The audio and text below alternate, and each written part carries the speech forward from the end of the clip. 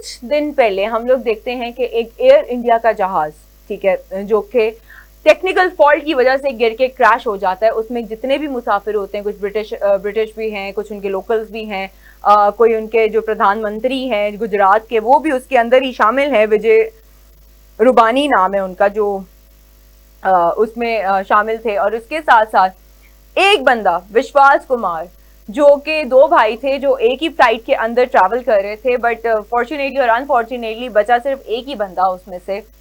अल्लाह जिसको रखे, खुदा जिसको रखे, उसको कोई भी कुछ भी नहीं कर सकता।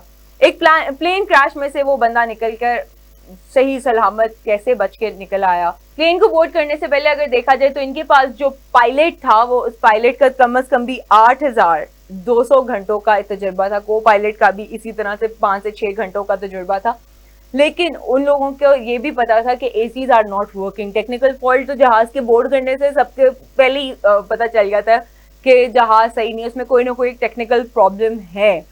एसीज वर्क नहीं कर रहे थे, लेकिन फिर भी इन लोगों ने उस फ्लाइट को टेक ऑफ किया, उसको लेके गए अहमदाबाद के अंदर। जब उसमें फ्लाइट नीचे की तरफ आई है, वो लोग नहीं उसको कंट्रोल कर सके, दोनों पायलट और को पायलट, तो उसने जाहिर बात है गिर के क्रैश ही होना था। बट इसका असर क्या हुआ, क्योंकि उसमें फॉरेनर्स भी थे और उनकी भी कुछ वीडियोस आई हुई हैं सामने, उनके पैगामात भी आए हुए हैं जो उन्होंने कबल बोर्ड करने से कुछ देर पहले ही बनाए होंगे।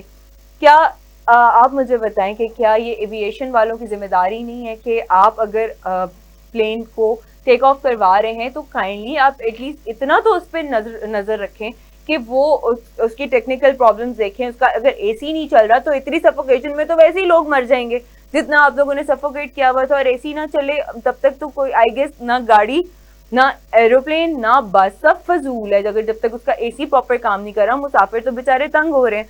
लेकिन उसके बावजूद भी शायद उनका प्लेन क्रैश होना लिखा था।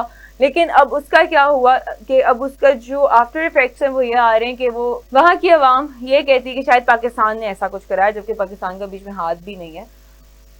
मौत बरहक है, जहाँ पे जिसकी लिखी है, जैसे लिखी है वैसे ही आनी है। इसमें ना हमारा जोर है ना आपका जोर है मोदी साहब। तो फिर इस तरह की आपके जो इंटरनेशनल मीडिया को तो हम लोग ब्लेम नहीं करेंगे, बट जो आपका इंडियन मीडिया है उनसे कहीं तरह बातों को घुमाना ना बंद करें। तो इसी के साथ कमेंट सेक्शन में भी बताइएगा ये जो वाकया हुआ है इसमें फॉल्ट किसका, एविएशन वालों का खुद है या फिर ये लोग जिस पे ब्लेम डालना चाहते हो उनका फॉल्ट है। तो इसी के साथ मुझे इजाजत दीजिए, इंशाल्लाह जल्द हाजिर होंगी, तब तक के लिए अल्लाह हाफिज।